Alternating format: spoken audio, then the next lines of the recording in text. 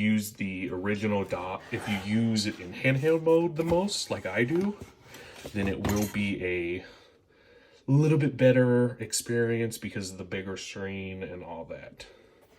So this is what it is. This is the Switch. And then you do get 2 new Joy-Cons. The Joy-Cons are not any different. They're the same. Same design, so Joy-Con drift will continue to happen on these even. And then close up like this. Get your power adapter,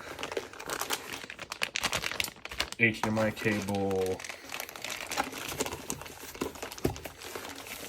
the grip, Joy-Con grip,